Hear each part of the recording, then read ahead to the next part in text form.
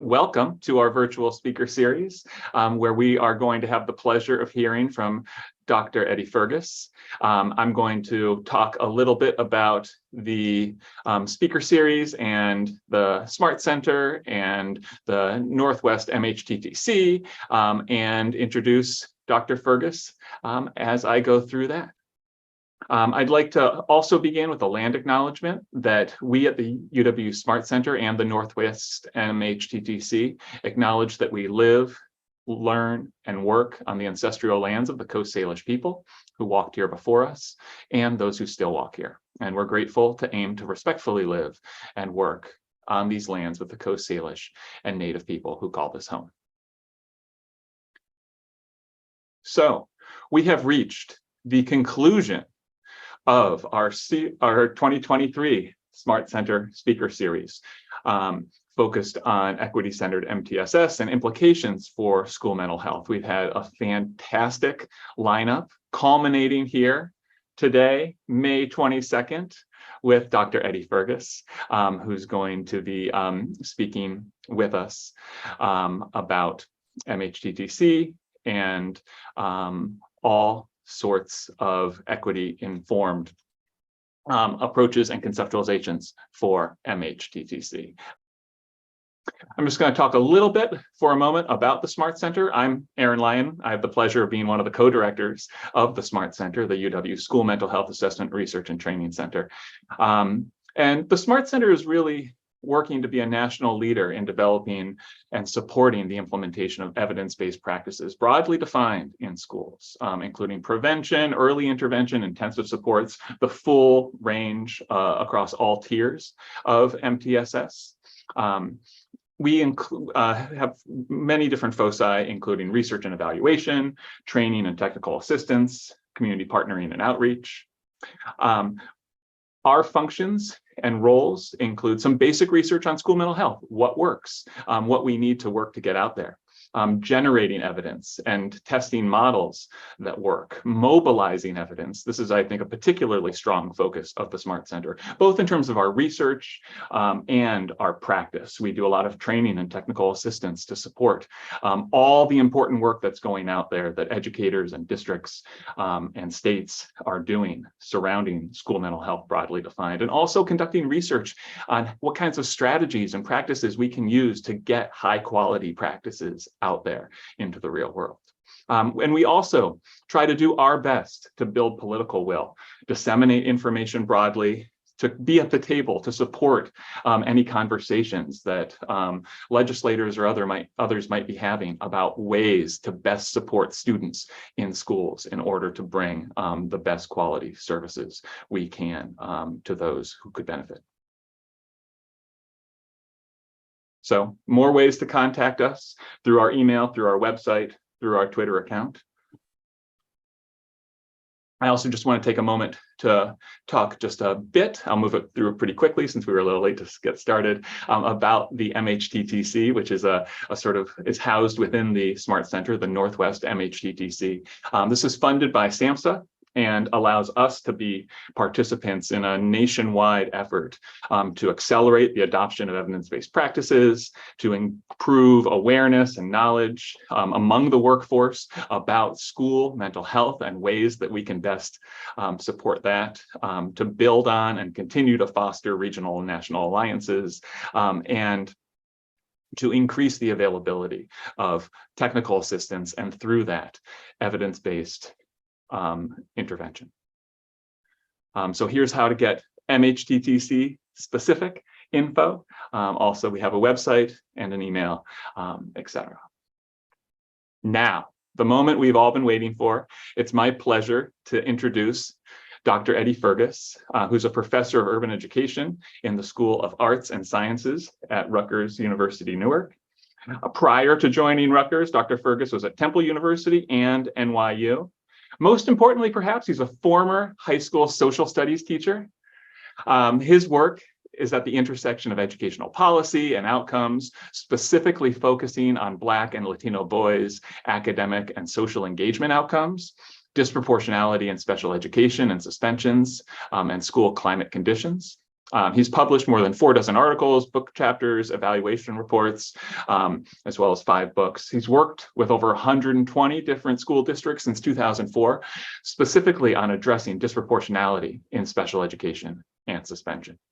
We are really happy to have Dr. Fergus here to round out our speaker series. And without further ado, I give you Dr. Eddie Fergus.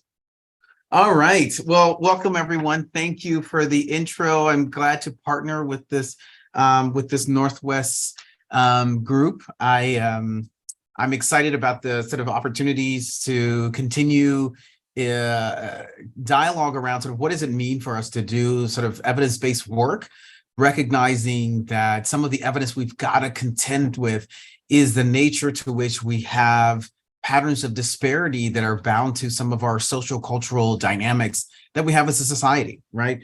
And so, you know, as I'm trained as a sociologist of education, so I'm always my training is always sort of really centered in understanding that the way in which we understand, we think about, we see the dynamics of how our social conditions are existing is also bound to the ways in which we kind of understand each other. So some of what I'm going to talk about today is really regarding the nature to which a part of my work has really centered around understanding the types of beliefs that as educators we bring into the school setting and what are the implications of it in terms of the practices that we get to do, right?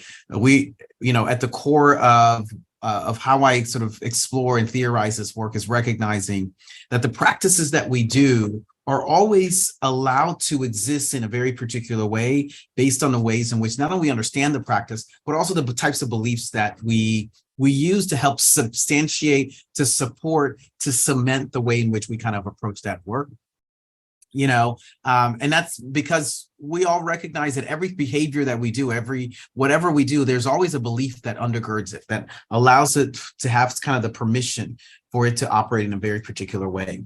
So, and then specifically, you know, a part of my work, particularly around disproportionality, where it has involved me doing root cause analysis work, has allowed for me to kind of understand that there are ways in which school mechanics operate that contain levels of gaps, you know, and when I say gaps, I mean gaps between what we imagine a practice is and the way in which we actually do it, right? And the concern is, so what happens when those gaps exist? And in particular, what happens when those gaps are intersecting with some of our most vulnerable populations, right? Do their vulnerabilities actually become a continued issue for them because the systems are exacerbating the vulnerability because their gaps can't address those issues? And so as we look at frameworks like MTSS that are intended to be preventive structures, right? How do we also make sure that these preventive structures are intentionally going to manifest habits of interrupting histories of inequality that exists in our school systems, right? So it's not just a matter of like, you know, everybody understands sort of the key pillars of developing a strong MTSS structure, but also recognizing that those structures are going to be organized to interrupt the ways in which we had not given permission to ensure that there's access and opportunity for everyone, right? So I'm going to talk through this actually, sort of this set of work through actually I'm going to use a case example of a school district, the ways in which we kind of need to approach our work around MTSS through the lens of understanding the complexity of the disparity that's existing, and as well as the types of beliefs that the adults bring to our school setting, right? So first, I'm going to start with a little bit of language norming, because just in case for folks who are here, you know, who are wondering what is this term that Eddie keeps saying in terms of disproportionality, right? Some of you may have heard the terminology, but the notion of disproportionality at its basics core, it really refers to the idea of an over or underrepresentation of a group of kids in relation to their overall enrollment, right? So let's say you have, as a school district, you have enrollment of male and female identified students, self-identified students that is 50-50, right? For all things being equal, there should be a comparable representation in discipline, in after-school programming, in special ed identification, in gifted AP and honors, right?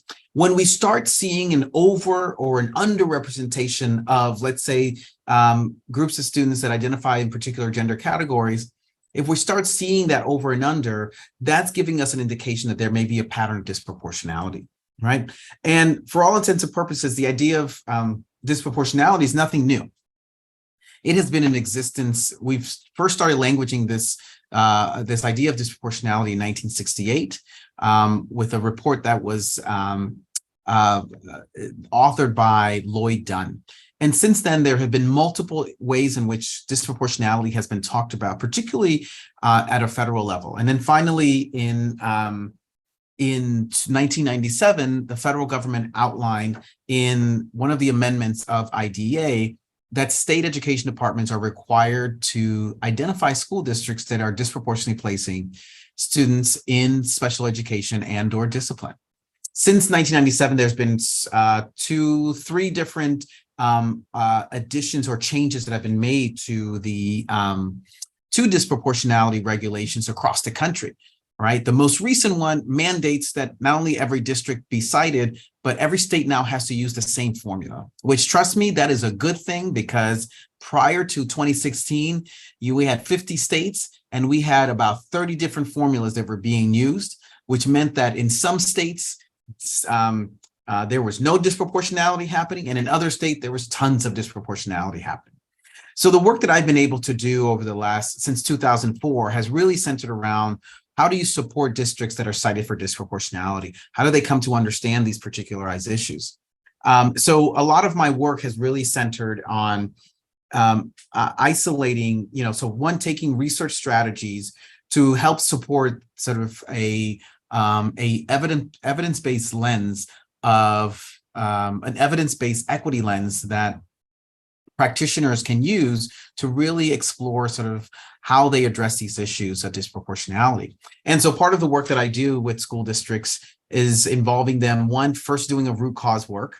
Now, when I say root cause analysis, right, this isn't doing a 5 whys. This is actually sort of looking at very targeted set of evidence that we know is connected to very specific patterns of practice, right? So for example, if we're looking at discipline, then we know we need to look at our code of conduct. We know we need to look at sample behavior referrals. We know we need to look at our the data regarding who's being suspended, who's not being suspended, who's getting referrals, who's getting in-school suspensions, and who's not. It also involves us looking at what are the types of classroom management expectations that have been established. It also looks at the ways in which our behavioral intervention teams are operating, right? So the root cause analysis involves looking at very specific areas of practice that we know are very much implicated in these areas of practice.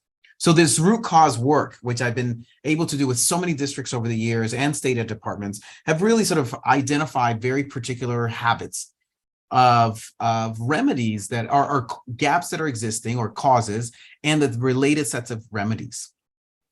Now, identifying these set of causes or gaps have been monumental, but one of the struggle points that we have to recognize is that recognizing that the gaps that we're talking about are ones that are ever present for everyone. And the concern we have to consider is why are they disproportionately affecting particular groups of kids?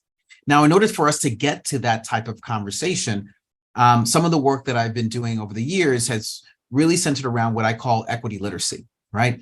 Meaning it's about developing the types of lens components that are valuable to unpack and understand why a pattern of a behavioral referral form, for example, that may not be implemented well across the school system, right? Why is part of that practice disproportionately affecting a very specific group?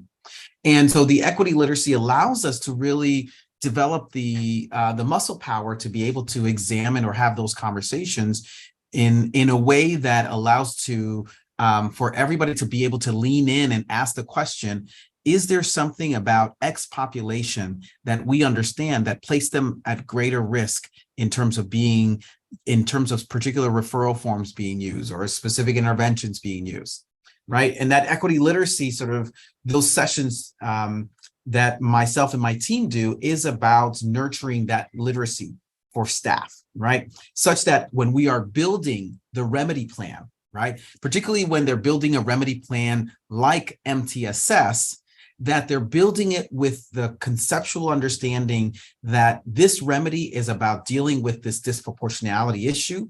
And it has, in that building out the framework, we're also building out the types of equity lens that is necessary for it to be implemented to address that particular issue versus it being a universalized strategy that is good for all, right?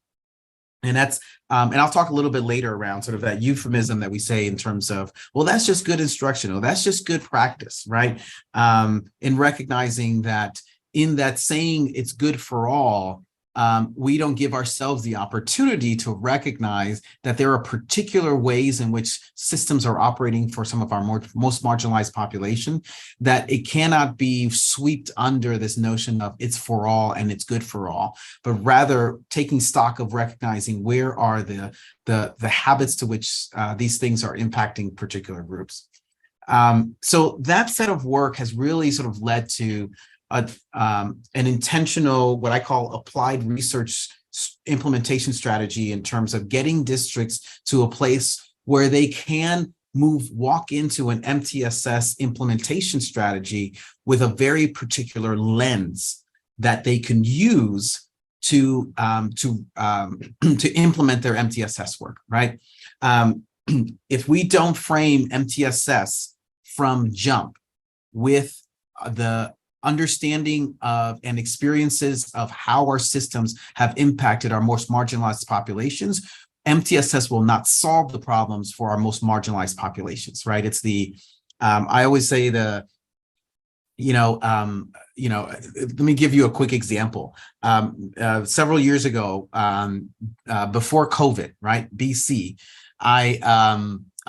there was a Marshalls that was being built in my community. And I was, those of us who love the Marshalls and TJ Maxx's and Home Goods, right? You know what that means. You're like, oh, I can't wait till it opens up because you just want to rifle through those racks.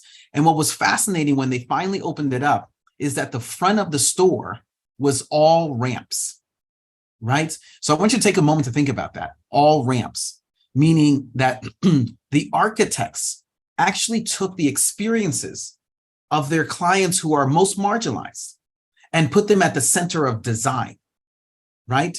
And the impact is that everybody gets to experience the totality of that store, right?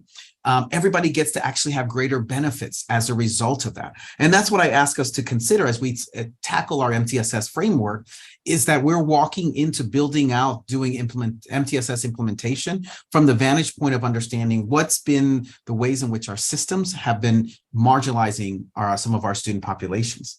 So the work that I've done over the years, and it's much of this work around root cause and equity literacy development lives in this book, is intended to really sort of help us to develop an equity literacy that has at least these three components, right? That we are clearly understanding sort of the numerical dynamics of disparities, that we have a social justice lens to the work that we do, and that we're clear around sort of what are the types of cultural beliefs that we have to interrupt, meaning the ones that we want to interrupt and replace within the confines of our MTSS structure. So we'll start first with a numerical piece, and I'm going to work through an example of a school district and talking about all three of these equity literacy components. So the first one is in terms of this numerical piece. So this particular school district, this example, is a district with about an enrollment of nearly around 8,000 kids. And I'll start with the special ed data, right? So part of what they recognized was that there was a pattern of overrepresentation that was existing among specific groups. Now, just for quick edification, right? For those who are not familiar, relative risk ratio is now the formula that all 50 states ed departments have to use to identify school districts that are disproportionate. The idea of relative risk ratio is it allows you to know how likely or what's the increased or decreased risk that one group has in relation to all others around disproportionality or a particular program. So in this example here, this is the relative risk ratio by race ethnicity in terms of overall special ed identification. And so the ruler is 1.0 is equal risk. So you want to be as close to 1.0 as possible. Anything above 1.0 is an elevated risk. Anything below 1.0 is a lowered risk, right? So if we take, for example, let's take our Asian student population here. They are at 0.38. So that's below that 1.0 equal risk, which means in terms of translation, they have reduced risk of 0.62, right? Now, when we're talking about anything below 1.0, we're only talking about how much reduced risk is here. So for all intents and purposes, they're 0.62 less likely, or they're 62% less likely compared to all other students. While if you look over at our Black students, they're 1.3. That means they're 30% more likely compared to all other students to be identified with a disability, right? So in this particular school district, you have this pattern to which we're seeing these, the rate at which there's overrepresentation. When we looked at it by gender, right, in terms of gender categories, in terms of self-identification, we see that our male identified students, they're 71% more likely compared to female identified students to be identified with with a disability, right? In this district, they were fascinated, which many districts are, where they'll say, well, Eddie, I know we've been cited for race, but my gut tells me that there's something about poverty status that I think is also implicated in special ed. Can we also look at that? Because I have a gut feeling, and I'm going to talk a little bit more about that gut feeling. But in terms of this data here, when we broke it apart by free, reduced, and paid eligibility status, we see that students who are qualified for free lunch program, they are 67% more likely, right? Compared to our paid students, they are 39% less likely, right? Now, I want to pause here for a quick minute around this piece regarding talking about sort of low income status, right? And I bring this up only because as many of us who do this work and many of us as educators who are existing in school districts, we're always sort of, whenever we're entering this conversation around disparities, that especially when we talk about it by race, even by gender, that income always comes into the dialogue. And I want to normalize that, that part of that dialogue that happens is because there's a set of belief that we are all walking into our school settings with, which is an understanding around poverty as a condition that somehow we either have a gut feeling, we have a random article that we remember reading from years ago, or there's a book that has populated our thinking to suggest that there's something about a poverty status that is related or interacting with the special ed identification, right?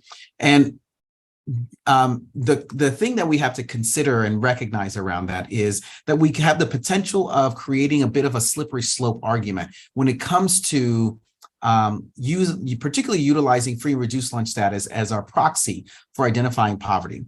Two, recognizing that by insinuating or getting into the dialogue, we are creating a slippery argument that there's something about poverty status that is akin to a disability category, right? The presumption that poverty induces, right, a special ed identification is something that we have to be very careful about as we enter these conversations around poverty. All right, so looking even further, again, we're still in that numerical piece of our equity literacy. We got to make sure we understand the dynamics of it. When we look specifically at specific disability categories, which if you look at the legend at the bottom, you have ED, emotional disturbance, SLD, specific learning disability, SLI, speech language impairment, OHI, other health impairments, and ID, intellectual disabilities. You see, especially if you look at the 1.0 line, you see such variations across the different groups in terms of who has greater risk, who has lowered risk, right? And so, and when with this district, when they started to really unpack and really see this numerical dynamic that's happening, they recognize that whatever the causes are, we have got to make sure that the remedy is aware of the impact that these patterns not only have for the moment, but historically have had, not just for the kids, but also for the adults, right? Because part of what we understand is happening is that kids are living these disparities, but the adults are also ingesting this narrative that helps to explain for themselves as educators why this is happening, how they rationalize sort of what continues to happen. Because one of the things I'm always very mindful of telling school districts when we're working on these issues is that the many years that it took us to identify that this is a problem is the many years that it's going to take us to unravel it, right? Because we have to not only sort of recognize that there's going to be technical change work that we're going to do, right? And that's some of the potential I see in what MTSS really encourages us to do. But we also are going to need to own what are the beliefs, right, that allow for and have allowed for those types of these types of disparities to persist. And as you can see here, and I'm going to take some examples, so for example, our Native American student population, you see the column, the orange or burnt orange color that you see there, where you see 1.48, which is specific learning disabilities, which means that our Native American students are 48% more likely to be identified in that category compared to all others. And if you look across at all of the groups in terms of the SLD, you see that there is greater potential in all groups except for our Asian and our white student populations, right? And that really sort of, in this district, it created a great deal of kerfuffle, right? Because they had not understood and seen this level of the disparity pattern, and now had language to really grapple with, wait a second, this may not be accidental. This may not be something that is due to the kids. What is it that we do that we have to be mindful of what's happening to our kids? And then the same thing when we look at it by gender, you'll see an extra column here, the green column, which is autism. In this particular district, they had a growing concern around their autism rate.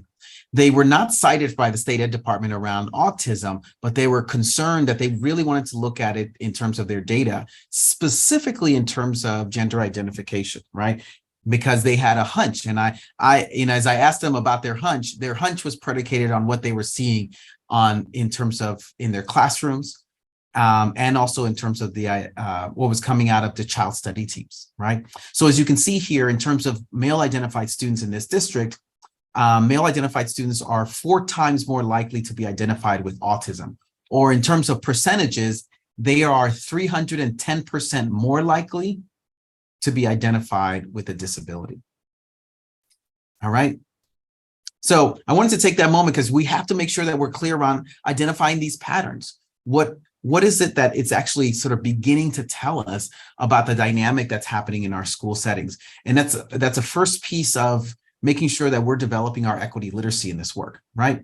The other piece is, the other element is we've got to look at which is the social justice piece, right? How much access and opportunity are we making available within our environments of our schools, right? We know that there is so much practice and processes that go into what we do in schools, right? We lean forward often on this idea of best practices, right? That we envelop it. That's why for those who remember during the NCLB era, right? When ESEA was titled NCLB, we had the What Works Clearinghouse, right? And it was amazing because people could go there and grab sort of the best practices, right? And part of what we also had to understand is that in those best practices, that though we understood them to be best practices, we did not always implement them as best practices. And in fact, what ended up happening was it looked like Swiss cheese, right? You had a smattering of stuff going well, other stuff not going so well. And as best as we could as educators, we tried to figure out a way to make it work, to make it function, right? And that's why in some places, and some of you all could probably attest to this, and I know I've heard it often among the educators I work with, is I try to do my best So in my corner of my school to do this, such that this problem or this Swiss cheese implementation didn't affect my area. And because we were trying to do the best that we could. The concern that becomes around all of these processes is that as educators, when we see there's gaps, we also find our ways of filling them in the best that we can. The concern that we have is, what are we filling them in with, right? In particular, when it comes to marginalized populations, that the ways in which the types of biases that we carry can also be the things that are used to fill in those Swiss cheese, right? It's when you're having a tier 2 or tier 3 team meeting, or you're in a child study team meeting and you're having an evaluation meeting, right? I was just having a check-in call with one of my districts, and the director of special ed who oversees the psychologist said that she finally feels like she had a win this last couple of months, because finally the psychologist team who have been sitting at the child study team have realized that whenever that their language of saying, oh, this kid is poor, right, was actually priming them to look for and identify a specific disability category. And they realized that they had to start removing that language from their own lexicon, because they were prepping themselves. They were encouraging themselves to look for particular disabilities more frequently with kids who were eligible for free and reduced lunch status, right? So we know we've got to sort of do better in addressing these particularized issues, right? So some of the ways in which I approach sort of this social justice piece of the equity literacy is that we've got to have a frame in which we can actually identify the gaps that we have, right? So there's 4 frames that I like to do, as I do, particularly when I do these root cause analyses. Is one, we look for how much quality have we actually been we actually understand is in our practices, right? This is where I do a very small version of a theory of action around every practice that a school district does, right? So when we're looking at our tiers of support, I will constantly say, okay, outline for me what happens from step 1 when a kid is having a struggle to the point at which they're involved in some type of tier supports, right? Walk me through your theory of action. What do you expect to happen with who, how, where, and what forms? So that's the quality element, right? The second is we look at efficiency, which is looking at, well, how frequently do you actually do the practice that you say you do, right? And that involves looking at sample referral forms and looking to see, are there sections of referral forms that are not completed? Why aren't they completed? What's the information that's actually being provided? The next component we look at is looking at the resources, right? Particularly around the idea of how many, are the resources appropriate to achieve the theory of action? Right. So if we say we're doing tier 2 interventions around a particular strategy, and it requires a level of content level knowledge among that practitioner, are we sure we've attached the right practitioner as a resource to do that work? And then finally, is identifying what are the types of beliefs and mindsets that give permission for the practice to exist the way it does. Right. So the ways in which for this particular district, part of this process, this is, some of what they theorize. This was part of their theory of action, right? They laid all this out. Like, Eddie, okay, so we do this, and we have a case manager, and then we have a 4 to 6 week time frame, and then we have a team. And I said, great. Now let's walk through all of the forms that show me that you actually do this, right? Let's look at your level of efficiency in getting this stuff done. What I always tell folks, that this process, as arduous as the root cause process may be, I tell them that what it's also going to give you is an indication of some of the beginning areas when you're ready to start implementing your MTSS framework, that these are some places in which you can start doing some very direct work, right?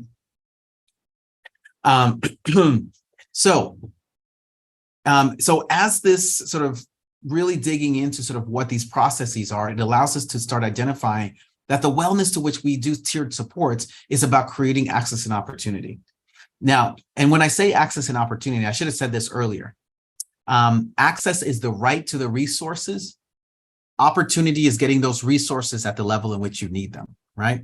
So if you can think of access in terms of teachers, right? So every kid has a right to a teacher, and every kid does. They get the teacher, right? Opportunity is getting that teacher at the level in which you need them to be successful, right? So for example, if you're a kid who you need some, there's been an absence of good phonics instruction in K1, and now you're in grade 2, you need opportunity in the form of your teacher who has enough competency to understand how to shore up your phonic gaps, right? So both have to exist, access and opportunity. And so part of the equity literacy work that transpires is understanding that machinations of how our practices need to be reflective of that. Now, the last piece, and this will be the piece where this is going to be the one that's we may start sort of riling in our seats, right? Is beginning to isolate what are the types of beliefs that also sit alongside us in this work that actually that have given permission for some of the ways in which our disparities have existed. So I'll start by saying, many years ago, about 13 years ago now, I started measuring the types of equity beliefs that staff bring to schools, right? In particular, I started measuring 5 different constructs: color blindness ideology or color evasiveness, deficit thinking, racial discomfort, cultural responsibility, cultural acknowledgement or cultural awareness, right? The idea around those is to start isolating what are some of the things that, and this is my own sort of analogy, what are some of the things that as educators we have in this proverbial sort of shopping cart that we're pushing into the school every day, right? What are the things that in terms of our experiences that give us sort of a deficit thinking orientation that we are bringing into the school setting that ends up being some of the language frame that we use, right? And so, so I've been, measuring these types of beliefs for many years in a lot of school districts, and I published a lot around it. And so, but I also use it as a way for school districts to start grappling with, first establishing a foundation of understanding what are the beliefs that people are bringing in those shopping carts into our schools. So in this particular district, this is the same district that I showed you the numerical data around. They conducted their belief survey with their staff. They have nearly, I think, a little over 800 staff members in the school district. About 674 participated in the survey, which is a great response pattern for this school district, right? And so I'm going to walk you through some of the pieces of their responses. And just for sort of frame of reference, if you want to know more about these beliefs, I write a great deal about them in my Solving Disproportionality book, and as well as the survey items, they're also in the book as well. I've made them very accessible because I want educators to use them as a learning tool for themselves in their own climates, right? So, all right. And so what I'll do is I'm going to talk through each one. And then what I want to do is I'm going to pause and give you all a chance to kind of respond in the chat in terms of what are the things that kind of stand out to you. And feel free, actually, let me think of, as I'm presenting each one, feel free to kind of jot down in the chat things that kind of stand out to you in terms of the beliefs. All right. So this is the first one, right? And so this is a statement that they're responding, agree, neutral, or disagree. As things stand now, I am confident that our school has made significant growth with our hardest to reach students, right? So as you can see here, about 20% of the educators responded that they agree. About 32% said that they disagree. About 48% were neutral, right? That neutral one, you'll see, interesting how it shows up throughout all of these different beliefs. But what you'll see here with this particular one is this is, this is a confidence sort of statement to try to sort of ascertain what are the types of sort of understandings of that they're holding, right? Let's go to another one. I am confident that I can successfully manage discussions of racial and ethnic issues with colleagues at my school. And what you see here is 57% of participants agree, right? 11% disagree, and about 31% are neutral, right?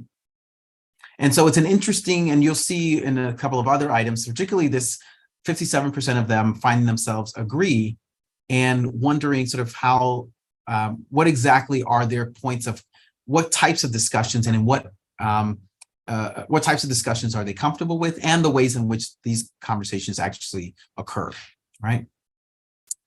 This next item is one of our deficit thinking items.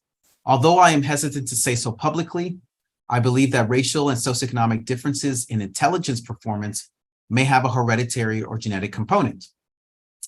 22% agree, 42% disagree, and 35% of the participants are neutral, right? So with this particular item, it's particularly around sort of deficit thinking, is the question is, what is the significance of neutral, right? One of my colleagues always says, neutral may exist neutrally for you as an adult, but neutrally does not land neutrally with kids, right? Because there's some sentiment of reality that also kids are sort of harnessing in this, right? So I'll give y'all a couple of seconds to kind of absorb sort of this understanding of this particular item, right? All right, let's go to the next one. As an educator, I'm very limited in what I can do when students from disadvantaged neighborhoods hold negative beliefs about their education. 13% agree, 60% disagree, 27% are neutral. So again, so this particular one, this is another item from our deficit thinking scale.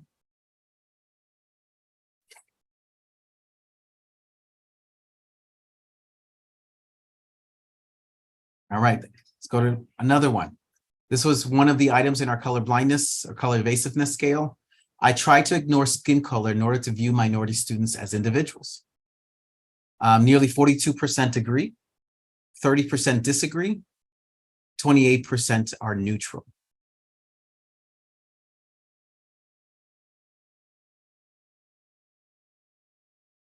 And so the question that we have to consider is, as these are the types of things that are in people's shopping carts, how do we contend with them as we are building out remedies like MTSS? What are the ways in which we are unpacking and replacing some of these so that they are not the hallmark of what's being used to build out our MTSS structures? One more, oops, sorry. This is moving a lot faster than I, this is the last one. I believe racist incidents occur, but I'm not convinced there is institutionalized racism. 20% agree, 39% disagree, and 40% are neutral, right?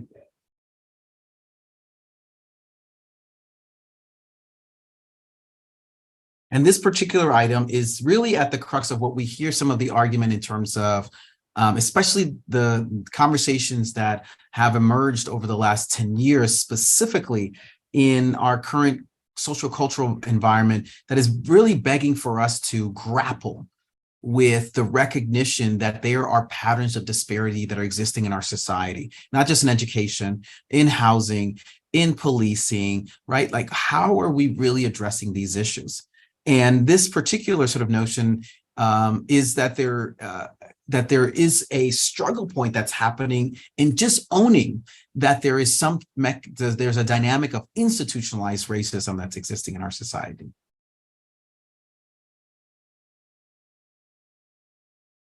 All right, so I'm going to take a moment here, allow us to kind of identify what I like to call the tall trees. And if we can share some of those in the chat. I already see some that folks are sharing. Thank you so much. Right.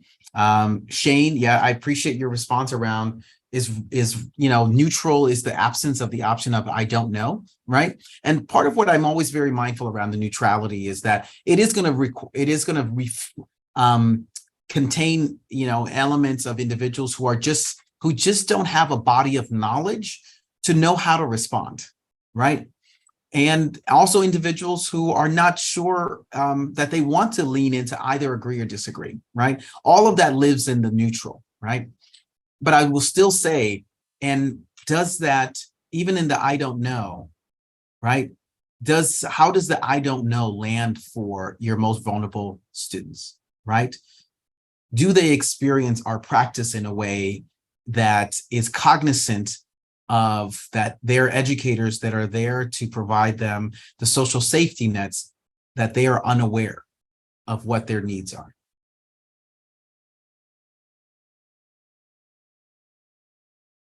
I see a question here from Daniel. Would you consider sharing your prompts with us so we can use them in our institutions? Gladly. They are actually, many of them are existing in the book. These particular items in the survey, they're in chapter 5 of the book. And what you'll see in there is I give a lot of ways in which to conduct that activity, and also language that you could use to help to do the debrief with teams. I see a question from Ashley in terms of wanting to know the demographics of those who responded. So this particular district, which is very similar to many districts around the country that I get to work with around this work, among the little over 800 staff members, and I kid you not, there are 10 Black staff members in the entire district, right? There are 6 Latinx individuals, right? And there were, I think if I remember correctly, I think they said they had a handful who identified as Indigenous, as Native American, and they had no Asian staff, right? And so that's the demographics of the population that we're talking about here, right? So to Shane's question, is this more of a representation of a training deficit or a leadership deficit, right? It's all the above, right? There's no one place where we can locate sort of these set of issues. We have to own, for example, when we're talking about these types of beliefs, we all have to recognize that all of us have ingested the same Kool-Aid, So for example, all of us have experienced a colorblind curriculum in our K-12, and for many of us in our college experiences, right? So it's not it's not something that we can locate in a particular sort of one avenue that has led to these particular patterns, but rather recognize that it is a long history that has been part of our the narrative of how U.S. education has happened. And I think we can all also be cognizant of what's currently happening, where we're seeing the anti-integration movement has solidified the ways in which throughout our country that the narratives of those who have experienced marginalizations are no longer going to be permissible as part of the curricular and cognitive development of our kiddos, right? And so locating it in one place versus others there is no one particular place. We've got to own that it's actually been a constant sort of reality, right? So I hope I see there's great conversations that are happening in the chat here around recognizing that these beliefs are existing in our school settings, right? And so particularly for this school district, this became a recognition of, wow, we just weren't aware that this was the nature of the types of beliefs that our staff carried, right? The fact that we had such a high response pattern within this school district really gave them permission to own the fact that we're going to have to build the equity literacy alongside or build within our MTSS remedy work, right? Because we must use different soil to build the MTSS structure around, right? Because the practice and beliefs they've recognized are flawed, right? So as we know, our multi-tier models, and there's so many different visuals around this, right, that we're trying to be attentive to recognizing of what we need to do. But one of the things that I've been in terms of the support work that I do with school districts on the applied side of my work, is to really provide them a type of framework that that addresses the wellness of access and opportunity, particularly as it is available to marginalized population, right? Those structures have to interrupt the habit of biases, right? In particular, so the way in which I support school districts as they're doing their MTSS implementation is building their equity literacy elements to interrupt specific bias habits within elements of the of how they are implementing their MTSS. And two, the other strategy I focus in on is how do they progress monitor the amount of access and opportunity that every element of what they do, is it providing a level of access and opportunity, and or is it providing an interruption for the lack of access and opportunity that they've had issues around before. So what does that look like, right? So the first around the sort of the bias perspective, and without going through the equity literacy development work that I do with a lot of my school districts, is one of the things that we do is we do this equity literacy where we first unpack what are those beliefs that are sitting in people's shopping carts, and we do work around replacing it by using the research from social psychology that talks about these 5 interruption strategies, right? And all 5 of these are really, I delve into them in chapter 5 of my Solving Disproportionality book, with the intention of how do you saturate an environment in a way, and not a one-time saturation. This is an ongoing 3, 4, 5-year saturation of continuously interrupting these biases in such a way that they become part of the DNA of individuals. But in particular around MTSS, what I have found useful is this one specific area of interruption, which is improved decision-making, right? The idea of improved decision-making is really creating the types of mental schemas to slow down our habits of thinking such that we are not using stereotyped ideas around behaviors, about cognitive abilities as drivers for how we actually sort of address a particularized issue, right? So what does that look like? So some of that involves, as we work with MTSS teams, is helping them develop sort of the types of working strategies as a team to slow down their thinking and engage in more cognitive efforts, right? And some of that cognitive effort, it means slowing it down, engage in if-then planning around how they are making sense of data, laying out sort of decision-making logics, to help them think through how they see a problem and how they identify the response. Having them practice some perspective taking, meaning asking themselves the question, as they're looking at a particular case of a kid, asking, how's this kid been experiencing school? Or as they're looking at a group of kids, right? So they're looking at male identified students. How have our male students been experiencing our identification processes or our intervention processes, right? At times, inviting outsiders to kind of offer their own thinking in terms of how they experience the work that we do within our MTSS.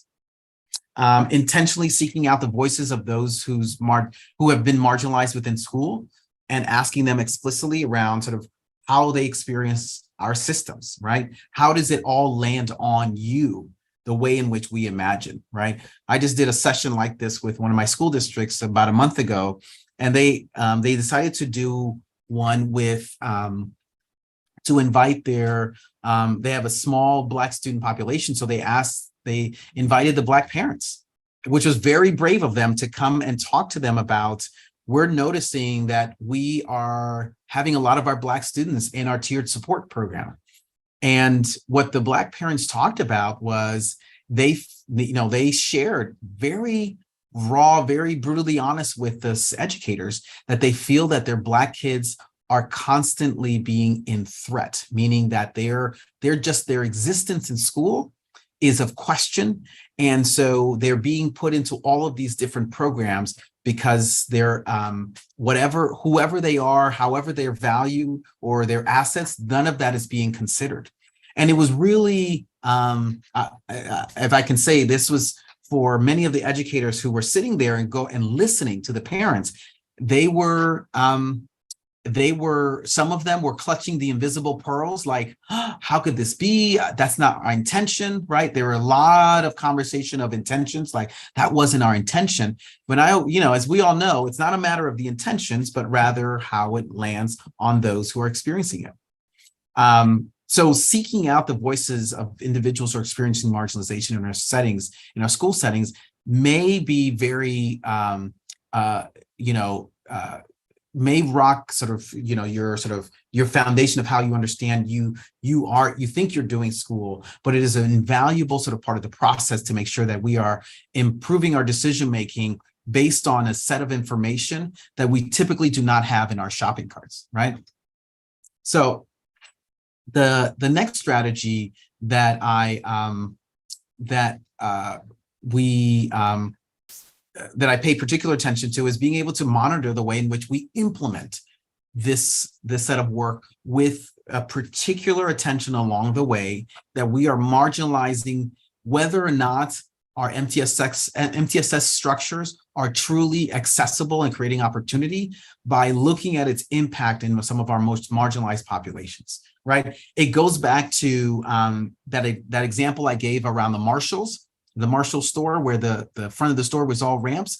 Let's put at the center of not only the design of what we're doing, those who are experiencing the greatest marginalization, but let's also put at the center of progress monitoring the wellness of what we're doing, those who have historically experienced the greatest marginalization, right? And so that means when we do our progress monitoring work, right? And this is, what MTSS4Success.org talks about in terms of these facets of progress monitoring, that we actually push ourselves by asking very direct questions around marginalized populations, right?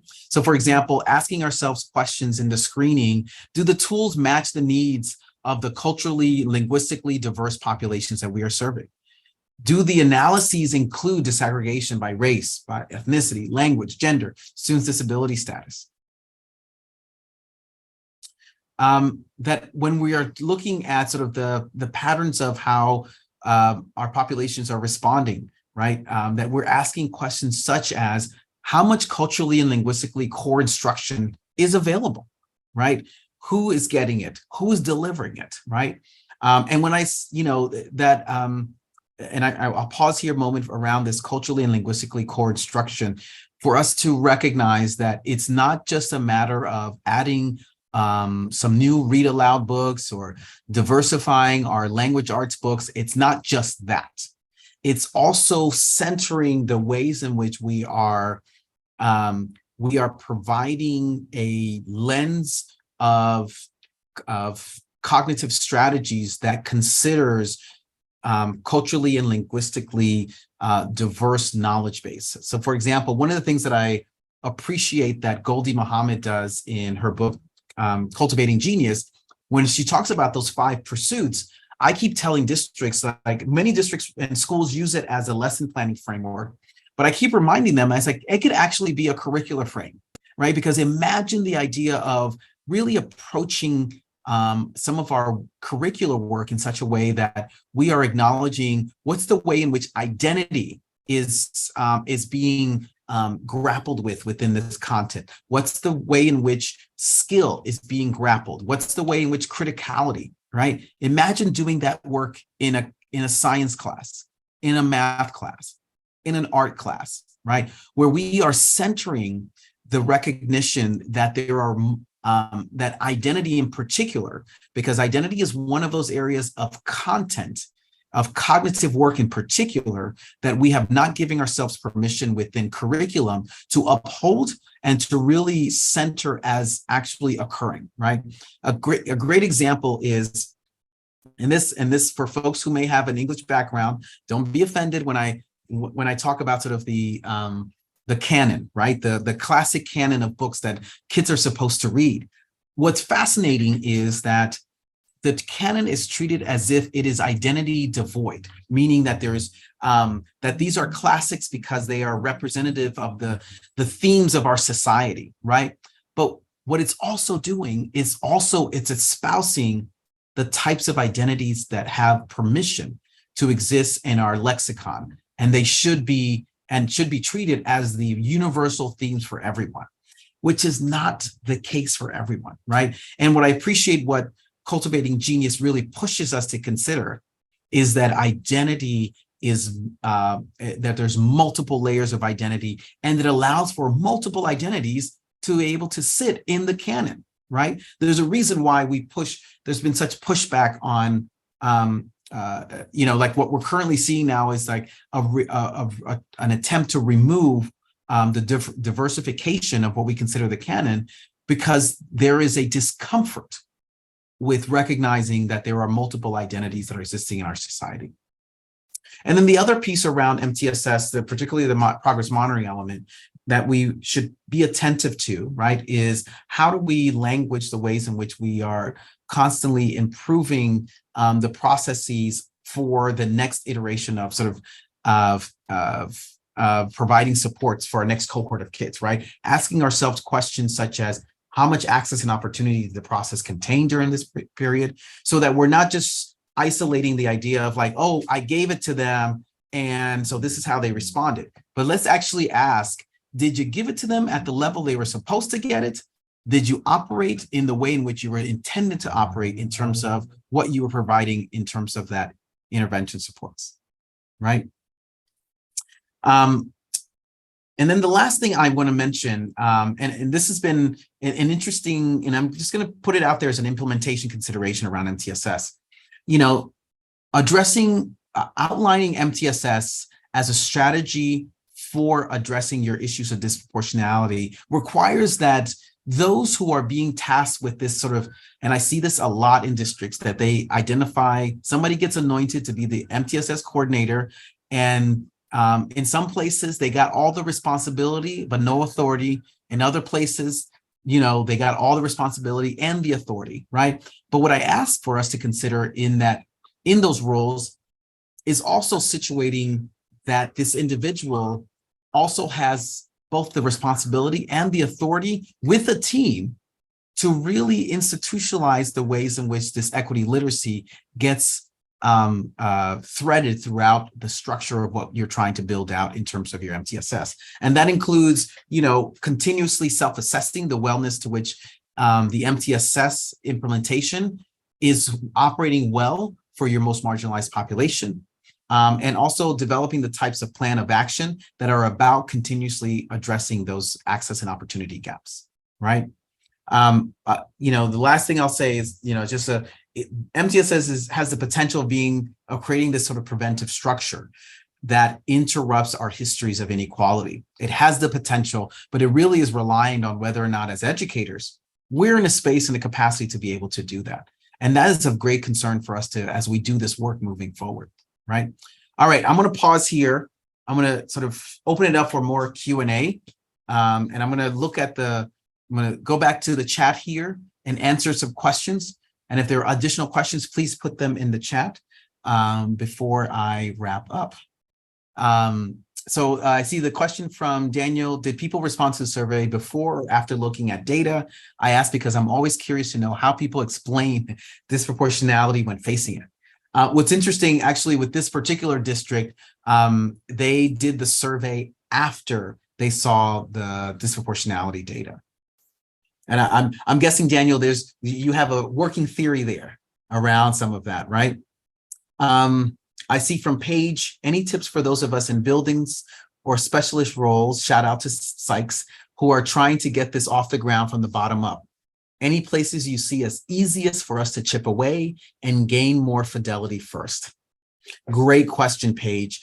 I think, so what I find, I always start with, when I'm working with districts, I said, okay, what do you already have in place that has a level of traction? Meaning there is enough people power there, there's enough fertile ground and energy around sort of the folks that are there. And what I find, it's typically, there's always some good energy around A couple of pieces, the data infrastructure piece, right? There's always some energy around sort of, and partly due to the fact that we've had a long history over the last 5 to 6 years where many districts have been pushing the improvement of data.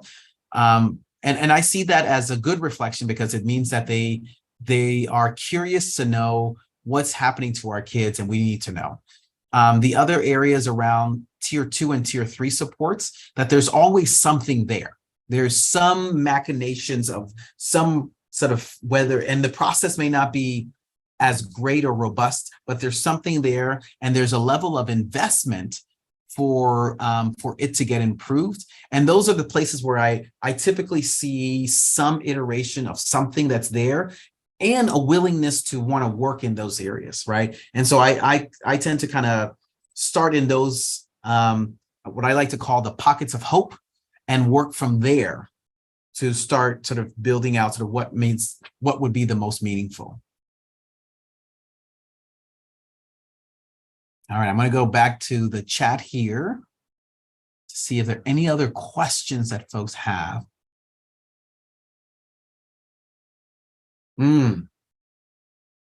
Oh, Daniel, yes, I see your question. Do the data systems include qualitative data from students? To what extent do their stories become agentic in their shifting systems? So typically they don't. So part of what I've been asking with all of my districts is, because whenever we're looking at quantitative data, I always ask the question of, and how does your kid live this data day to day, right? And so one of the homework assignments that I give them is I have them do a couple of things. Either do very specific types of shadowing for a day, right? Basically, sort of let's walk through the day with a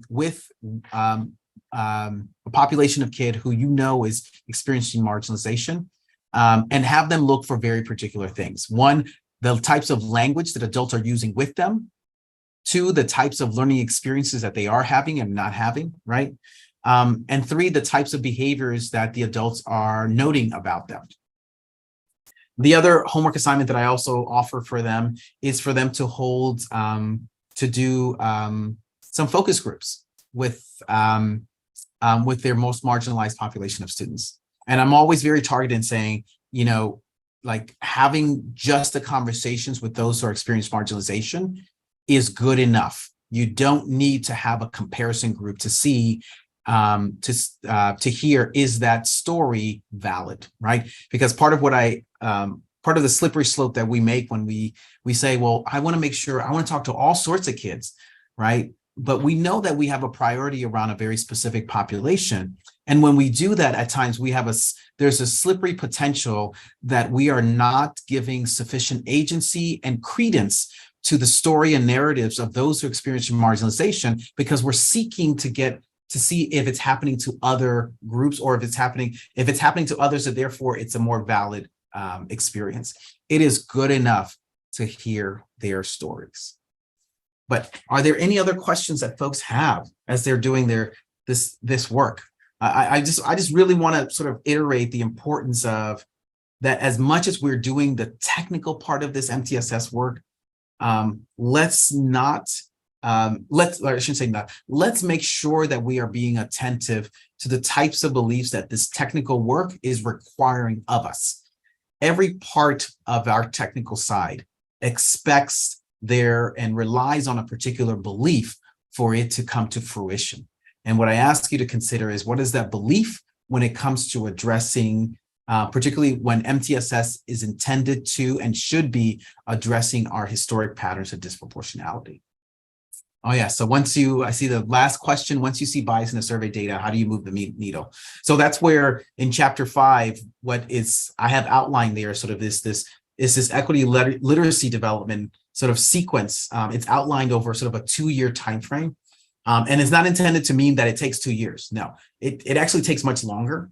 But I just outlined it in such a way that it allows for, and I use the 5 interruption strategies as a frame for how to do this, right? This is when you do some perspective taking activities. This is when you do some counter stereotypic imaging activities, right? And it's outlined in that type of cadence to do this work.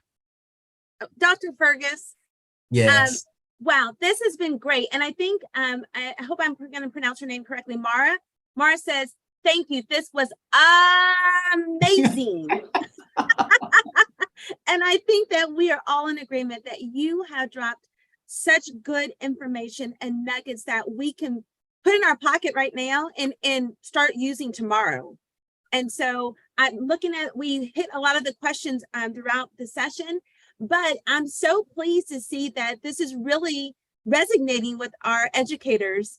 And I would say the Pacific Northwest, but I know we have an educator from this great state of Texas on this call as well. So you are hitting educators from across the country, and it's really, again, hitting them and addressing some of probably the topics or issues that they're dealing with in their current districts. We went to, Kim, Dr. Fergus, Kim says, never had a webinar like this in my 25-year career. Dr. Fergus, do you know Kim?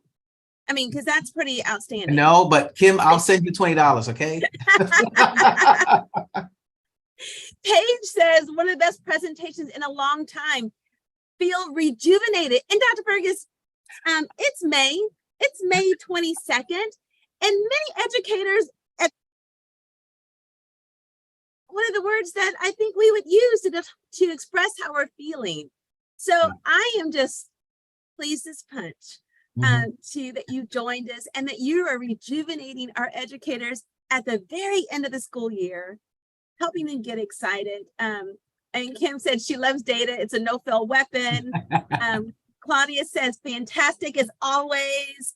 So, Claudia. Yes. So we have several Texas folks joining us today. This is wonderful. Nally says, how do you assess beliefs? Dr. Clay Cook has developed a tool that assists identification. Wondering how you tie it all together. That's a great question, right? And, part of what, I'm a sociologist, so I'm very much, my interest is around establishing a foundational understanding of what sits in the room and grappling with how it got in the room, right? In order for us to figure out how do we begin extracting it from its sort of having created roots in our rooms, right? So for example, recognizing that there's a habit of color blindness that exists within our classrooms, right? Not only sort of knowing that it's there, assessing its sort of presence, but I'm very much interested in what's the stuff that fed you to exist, for it to be a palatable manner in which we exist in our society, and for it to sit in rooms and to be a constant mainstay of how you operationalize your practices. Because if we are going to remedy that, we've got to know sort of the roots of stuff that got us there, right? And so part of sort of this identification of it is I'm also, the activities that I do with staff are about really digging into what, who brought you to color blindness? How was this continuously nurtured? Because that's the stuff that we're going to lean back on in those moments of strife, in terms of wanting to revert back to but aren't we all the same? Can't we all just treat each other at the exact same? We've got to sort of really sort of unpack sort of how and why that was provided for us, and how it actually has left us, particularly color blindness as an ideology has left us, in some ways, culturally underdeveloped, right? As individuals and as a society, right? We've lost an opportunity to consider that, to understand culture as value and assets, rather than what we typically treat culture and any cultural difference as a problem. Thank you again, Dr. Fergus. This has been wonderful. I have to tell you, as part of the team that is posting this, I am just full right now to see the feedback on a subject that can be sometimes uncomfortable for educators to maneuver through, that it's been received so well. I thank you on behalf of the Smart Center. Thank you so much for sharing this information with us. And this session is being recorded. So if you have colleagues who weren't able to join us, we want to remind you that it is being recorded and they'll have access to it. We have one last question in the Q&A from Paige. Do you see it? Oh, yes. Okay. I have a million questions. We have parents who have outside evaluations resources who then use their 504 for benefits. Families don't know the system or who haven't had consistent intervention end up further behind or overlooked. How do we adjust when working against people using the system to their benefit? Paige. Okay. So one of the dynamics is, and this is a mentor of mine, who was a superintendent. She's 90 years old now, and she desegregated a school district up here in the Northeast. And one of the things I remember her telling me once is that we've got to manage the way in which we allow for those who have the greatest privilege to distract us from the work that we do for those who are disadvantaged, right? Meaning, families that are going to have privilege to be able to utilize their resources to kind of activate that work are going to continuously do that, right? We can definitely put the safeguards in place to kind of truncate the way in which they do, but those who have the greatest privilege will always find the ways in which to utilize the system for that. What we have to be concerned about is making sure that those who don't have that level of privilege, that our platform is about serving them the best, right?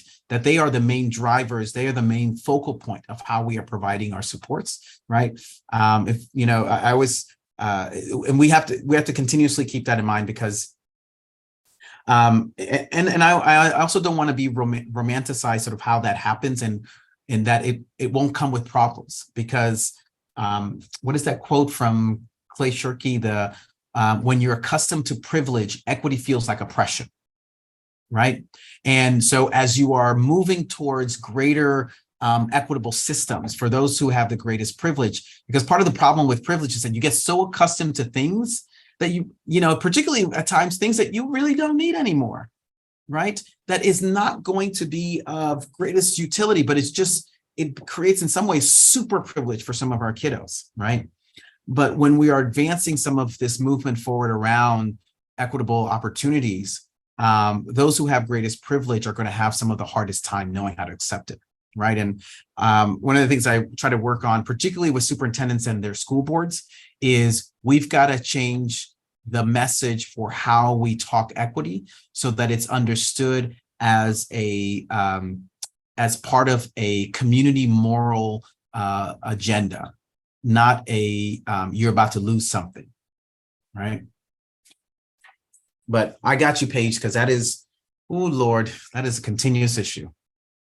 Thank you so much, Dr. Fergus. I just want to acknowledge the disclaimer that's on the screen. This presentation was prepared for the Northwest Mental Health Technology Transfer Center, MHTTC, under cooperative agreement with SAMHSA. And again, just a reminder how you can get in touch with us at our email address and our social media accounts, as well as how to get information about the MHTTC and Northwest MHTTC. One more. I put my Twitter on there too, because I'm like, oh, y'all tweeting, I'm tweeting too. Yes. Thank you for being in attendance today. We wish you great, productive, non-eventful days for the rest of the school year. Yeah, non-eventful is, I think, what is on everybody's tall order, and safe rest of the school year for you guys. Thank you so much. And again, Dr. Fergus, we appreciate all that you have shared with us and hope to have you back in the future. Thank you all. This was fun.